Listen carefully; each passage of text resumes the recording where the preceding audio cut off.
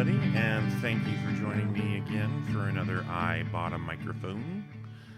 I hope you've appreciated some of the stuff that I've been doing lately, trying new things, trying different things, finishing up old things. You know, I'm still playing with the format here this whole thing has been from the beginning and still continues to be an experiment. So I'm trying new stuff, trying other things. I still got those movie interviews that I talked about. They're still coming out.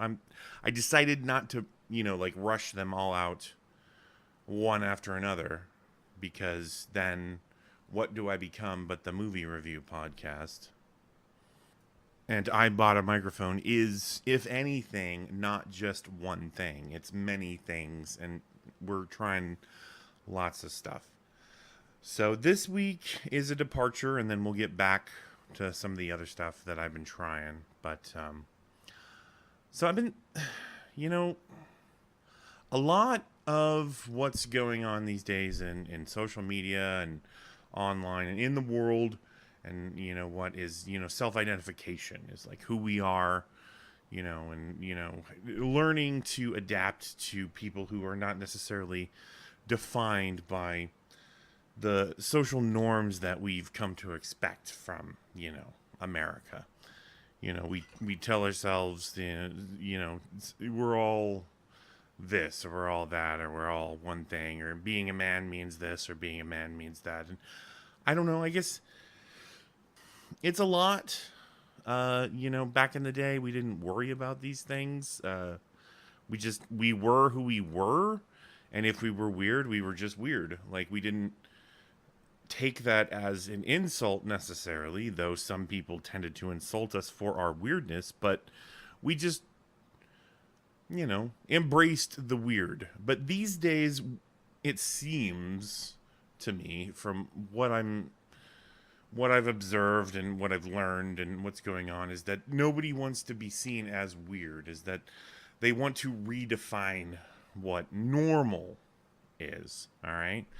So, heterosexual, cisgendered white people kind of set the standard, because those were the people who, founded America and, set its values for, set its course for several decades. And we kind of just accepted that that's the way it was.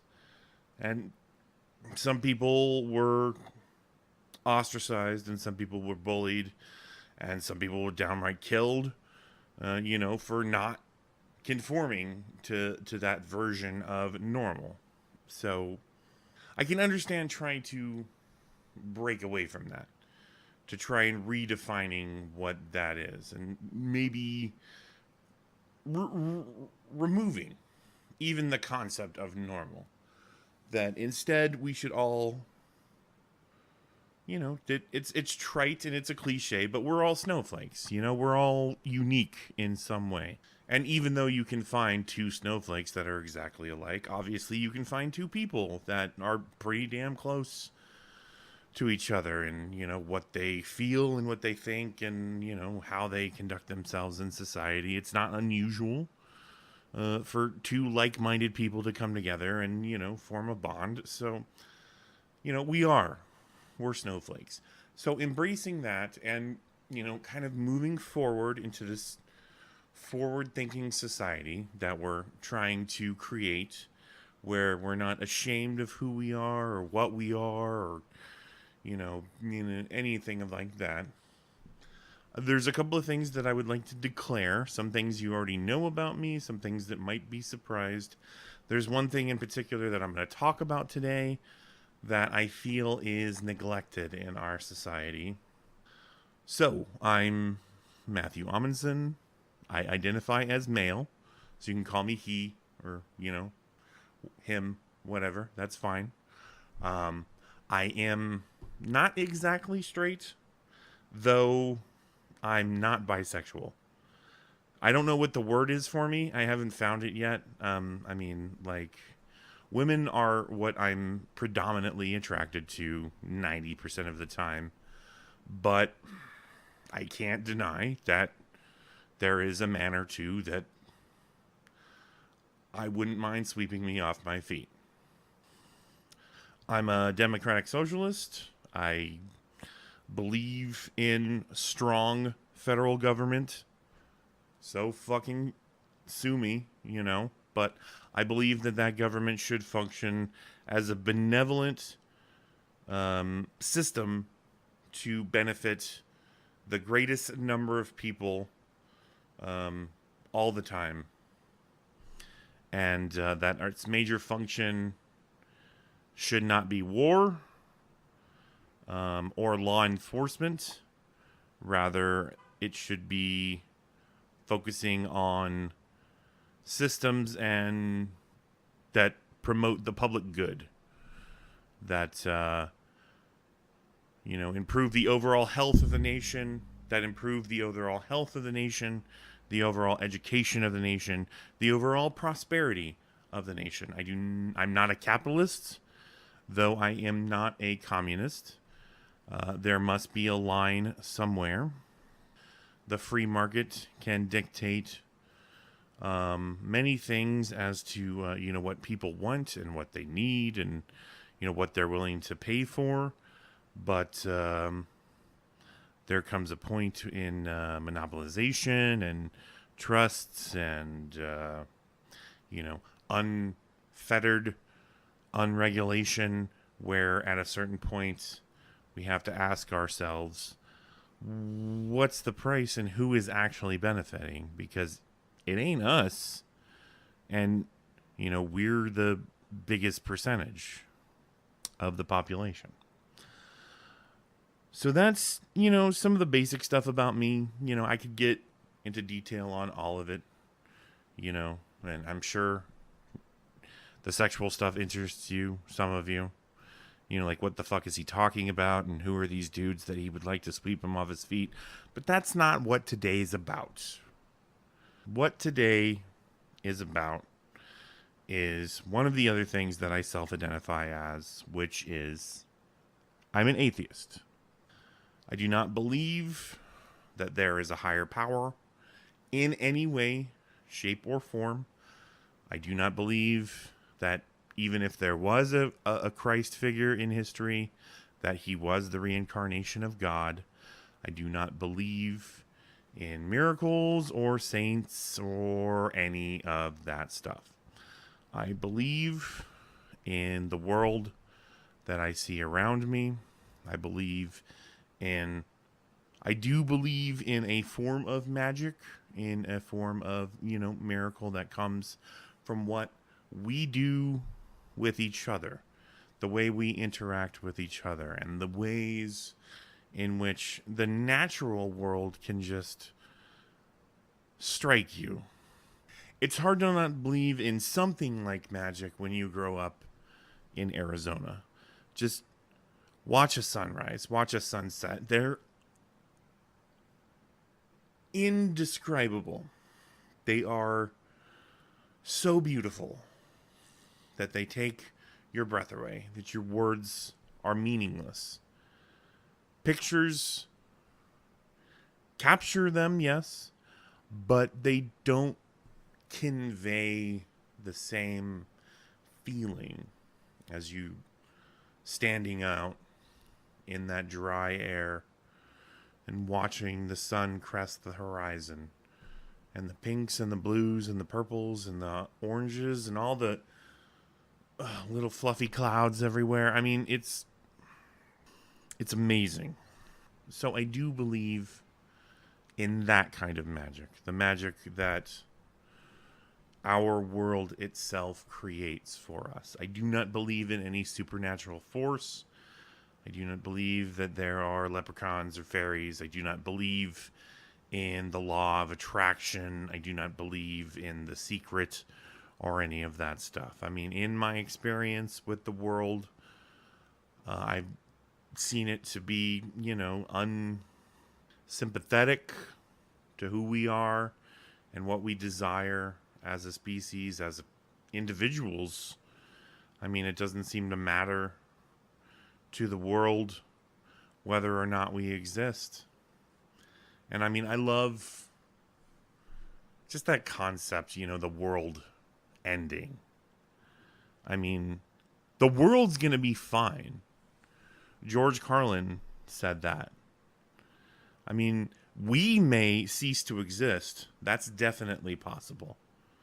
The human race, as it exists right now, may be destroyed by a self-made cataclysm, like nuclear war, or, that global warming, accept it. Or, we may, leave the planet, go out and colonize the galaxy, and we'll cease to exist as the form that we are now, because we're no longer bound by the biological limitations of the planet Earth. And in that way, we'll cease to exist. You never know. But, I mean, no matter what, until the sun grows to a gigantic size of a red giant and swallows up our solar system, which is going to happen in about 4-ish billion years, so they say. Until that happens, the Earth is going to be just fine. The world doesn't end. Our interacting with the world around us ends. The world's going to be just fine, with or without us. Even if, we all die off and, all the plastic that's in the ocean, eventually it breaks down. Eventually it becomes part of the ecosystem. And who knows, maybe a bacteria develops that feeds on that plastic and becomes to thrive. And then that bacteria becomes more complex and grows and multiplies. Maybe that becomes some sort of new form of life. Who knows? It's all a possibility. It's all chaos. It's all randomness. There's no plan. There's no delicate structure to the whole thing. And anyone who claims to know that there is, show me evidence. That's all I ask. I mean, at least with a math problem, you can show me that, you can tell me 2 + 2 = 4. You show it to me on a piece of paper. What does that mean? It's all abstract. But you give me 2 apples, and then you add 2 more apples to that. Suddenly I have 4 apples. Okay, so 2 + 2 does equal 4. Right? There's ways. That's an incredibly simple and, not, at all complex representation of proof. That's all we ask for as people who believe in science over belief is the wrong word.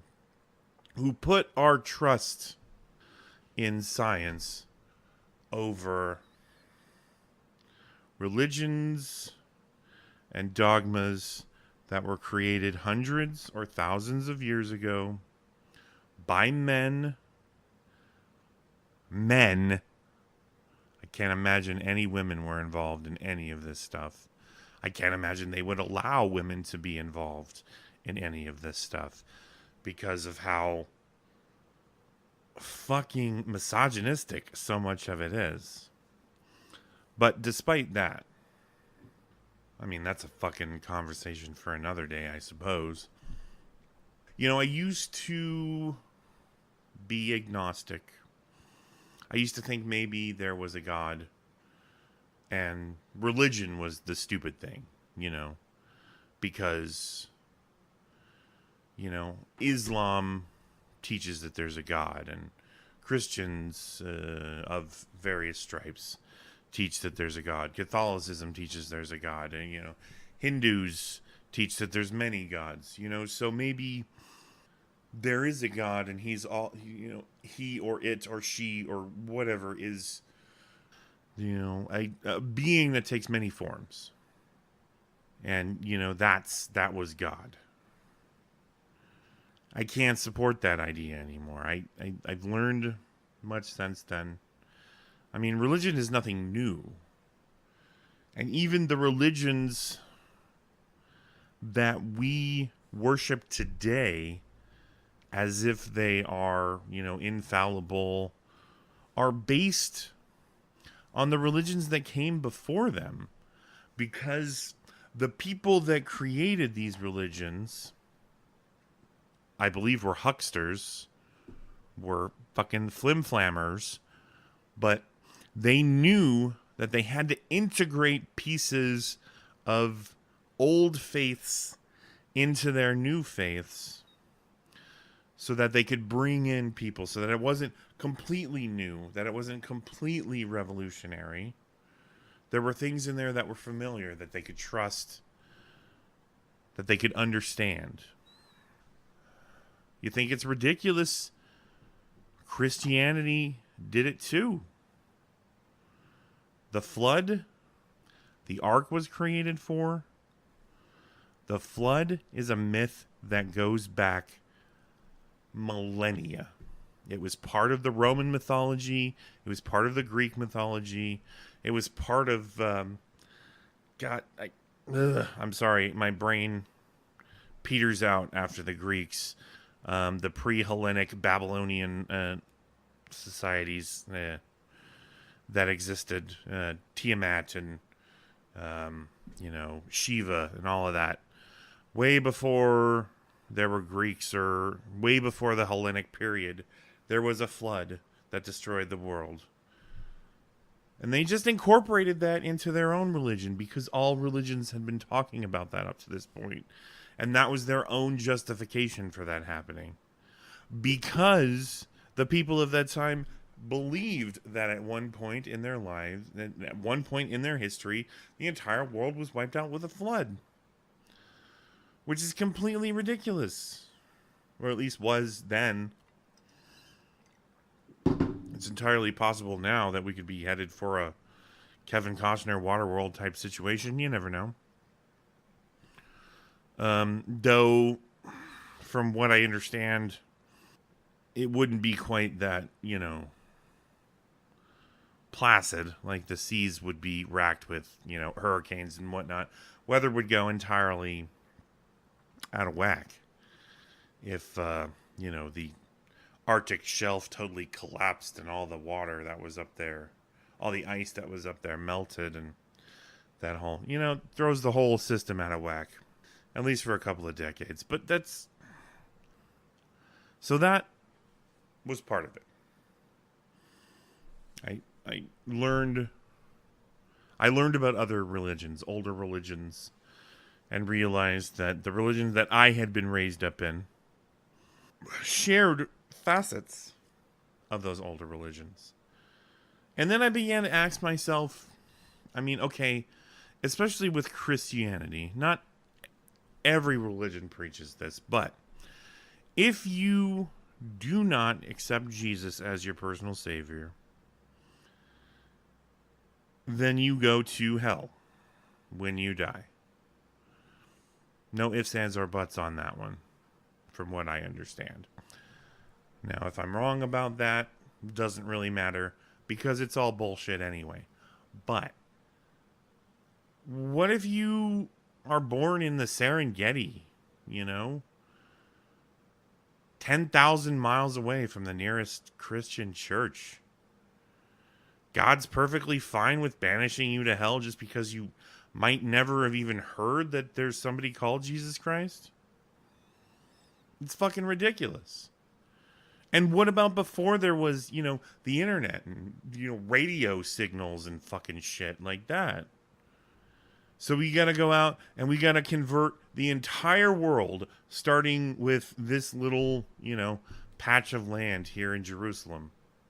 So we get these people, and then we spread it from here, and then we spread it from here, and then everybody starts spreading it, and that's the whole thing. That's how viruses spread. That's how fucking AIDS spreads. There's really locusts. There's really no friendly metaphor for something like that. But that's not. I mean, my problems with religion predated my atheism, is the thing.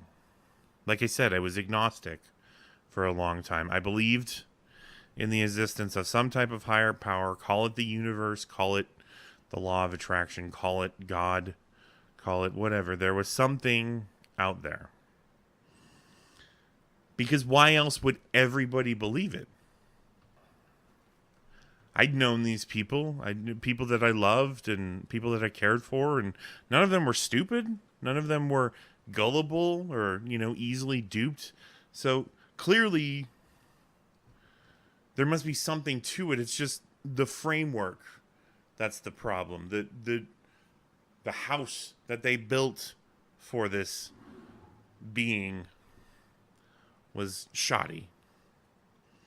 Because how could it not be? Because it was run by humans, and people are flawed, and they're corrupt, and some of them are good, some of them are bad, and the ones that get power over others like to exploit that power, and like to use it for personal gain.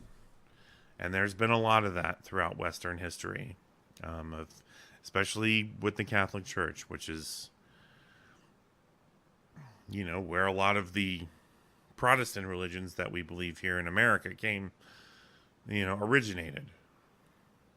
Western history, Martin Luther and his theses nailing that shit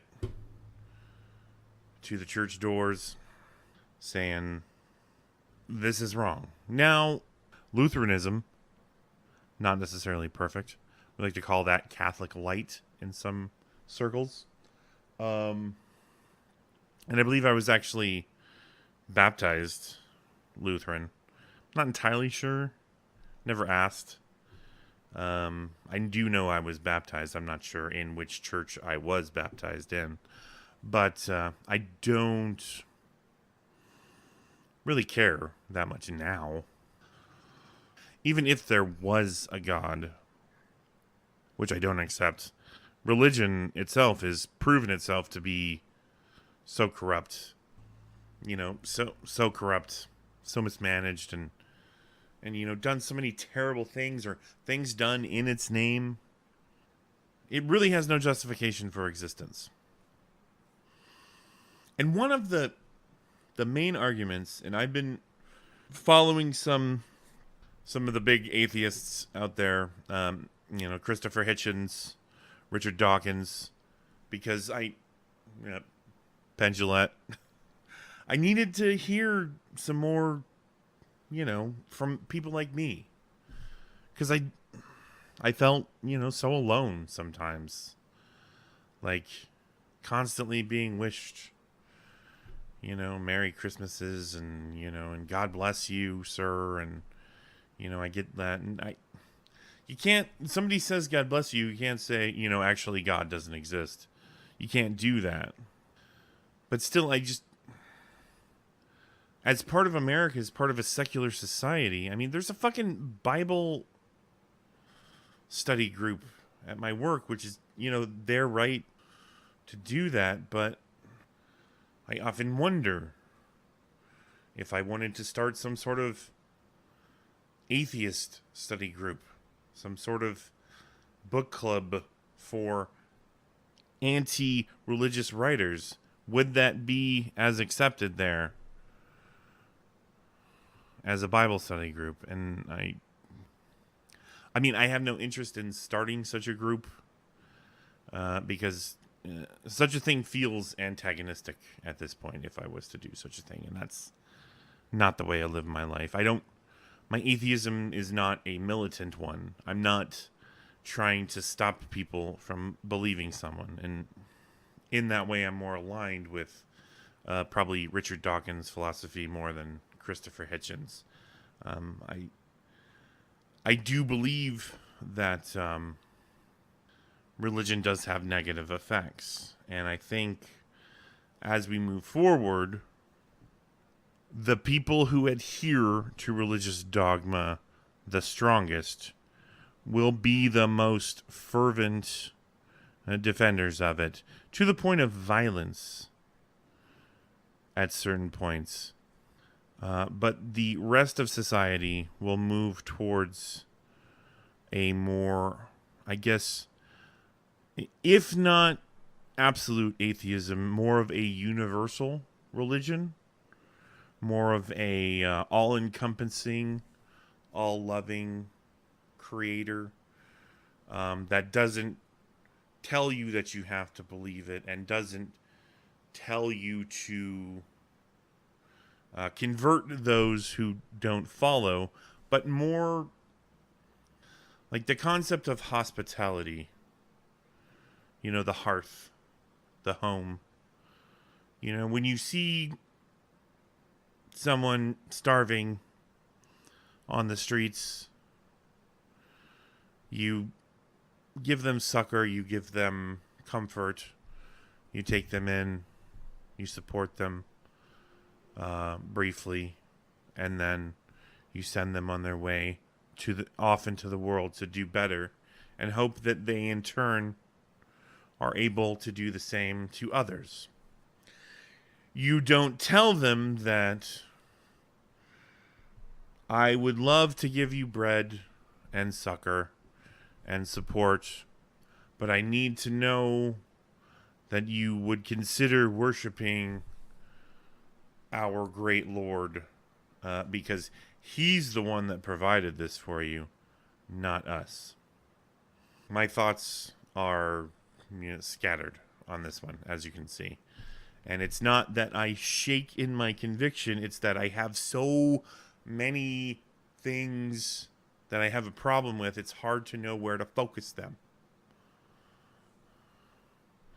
And again, if you believe in a higher power, and if that higher power gives you comfort and gives you, hope and strength, I would not wish you to stop doing that. It's when belief in a higher power restricts your ability to appreciate someone else because they don't believe the same thing. That is my main problem with religion and belief in general.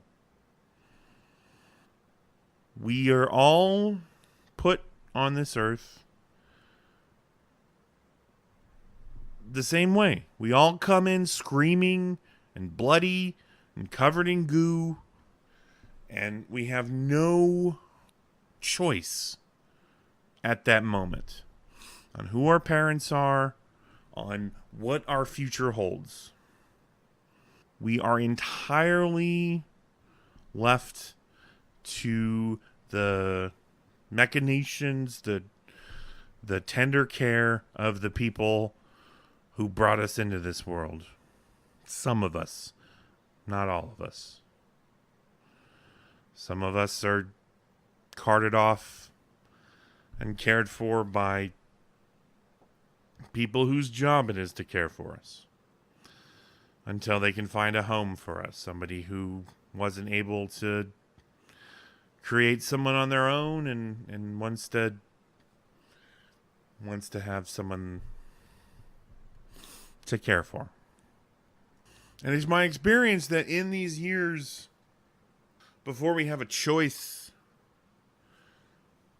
that's when our fear of God, our love of God, our worship of God is ingrained into us. When you're 1 through 5-ish, when you're still in your infant years, you can shake that stuff off. But if it's ingrained into you as a child through your 5s, 6s, 7s, up to your 10s, 11s. If it's gone that far, it's hard to shake it off.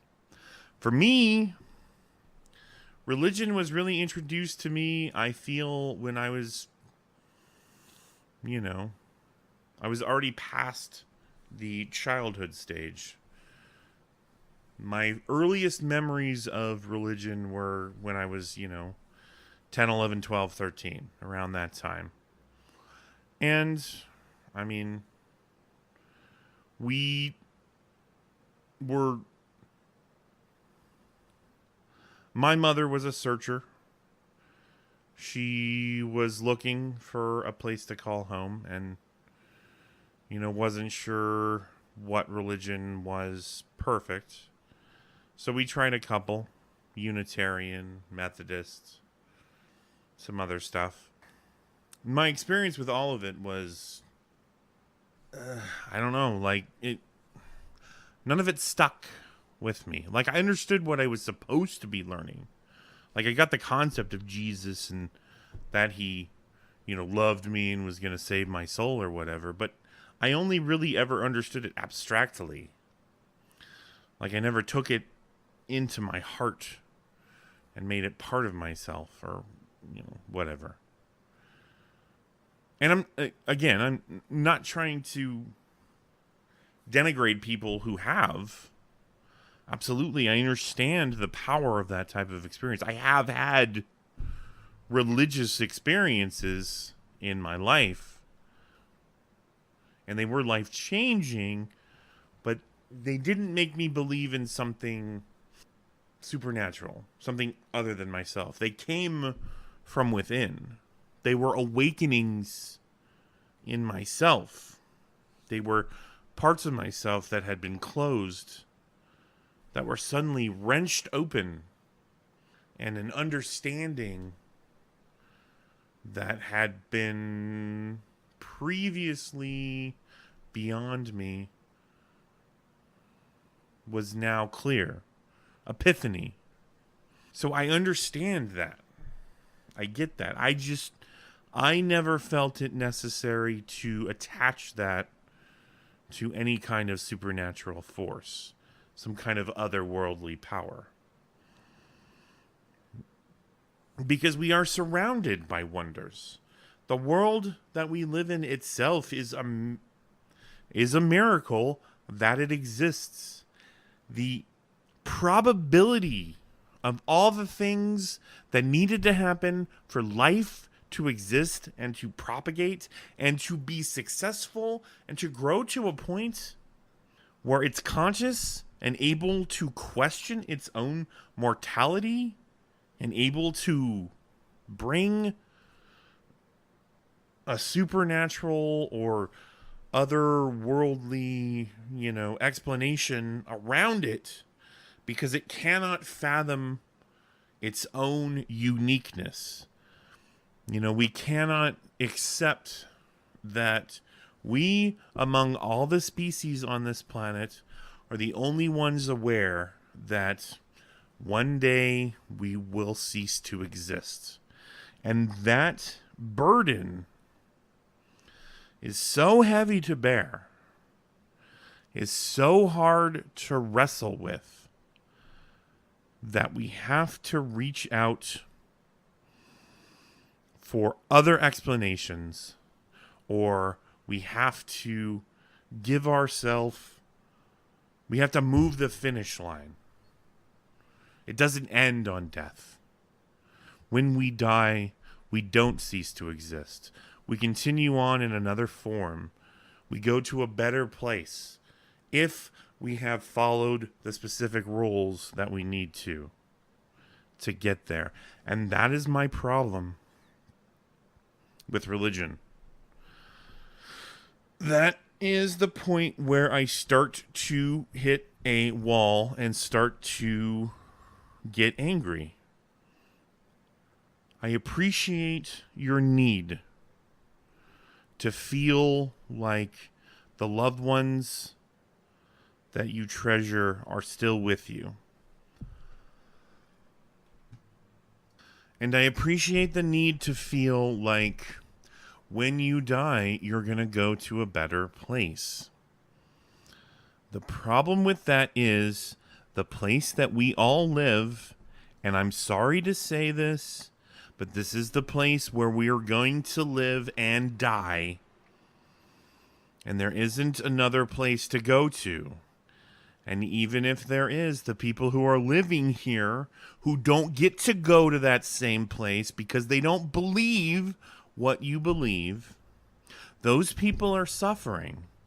Those people are suffering, and we are causing damage to the world that we live in. We live in. You understand that? Because we believe that there's a better place, because we are taught that this is only temporary and eternity is going to be so beautiful and wonderful, we don't give a shit about what we do right now. And you can make all the arguments that you want, but the destruction and the death that is caused is not very Christian. All right? None of it is very holy. I don't feel a religious experience when I see massacres, when I see dumping in rivers and oceans, and when people deny that it exists because they don't care, because they're going to die in a couple of years and they're going to go to heaven. So why should they give a shit about what happens to this planet right now? But if we all understood and accepted the temporary nature of life and realized that we owe it not only to ourselves, but the generations that follow us to take care of our world and try to preserve it for as long as possible, and maybe change policies that are harmful not only to the planet itself and the ecosystems that they affect, but to the people who live on it. This is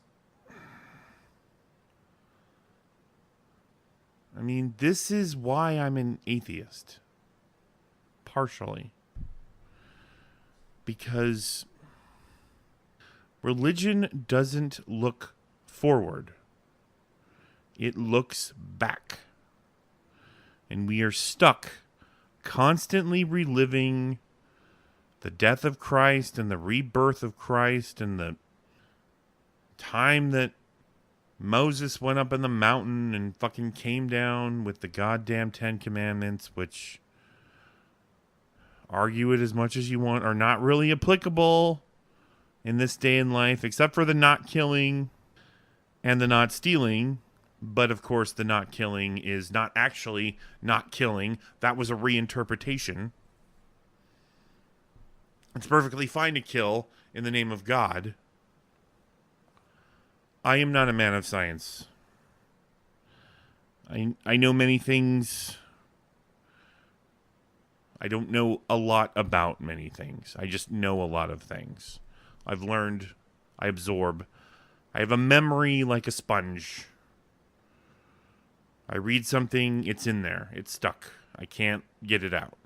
It stays there. I forget where my keys are, but I read a book, it's in there. I know it. I watch something, I absorb it, it's there. So, I see it. I see it all. I see what we do in the name of God.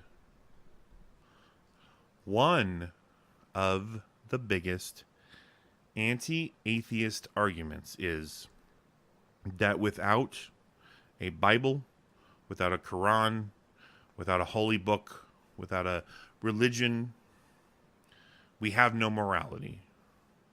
We're just animals. And we'll just kill and rape and steal whatever the fuck we want. But I don't believe that about humanity. And I don't think you do either. I think you know dozens and hundreds of good, decent people that would never hurt another person unless their lives were threatened. I think we all know people like that. And yes, there are shitty people out there. That's being alive. Is occasionally you run into shitty things. And occasionally people are treated horribly as they grow up. And they become horrible as they get older. We can't fix that shit overnight. Religion doesn't have a claim on morality or ethics. You can be an anti-religious, atheist person and still have a personal morality that you uphold. I mean, you wouldn't force on other people. You would expect others to at least respect. I don't need a 1,000-year-old dead guy to tell me that I shouldn't rape and kill somebody. I fucking know that already. Because I know that I wouldn't want to be raped or killed. So, hey, the things that I don't want to happen to me, I don't do to other people. That's my morality. I didn't need a God to tell me that. I came up with that all on my own. I don't really know if I've helped at all forward the cause of atheism with this podcast. I don't even know if my thoughts were coherent, but I do know that everything I said from the heart. Every one of the things that I said, I believe and I feel.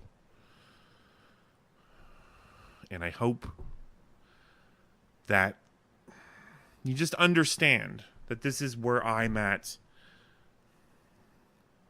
Richard Dawkins says, and that we should come out.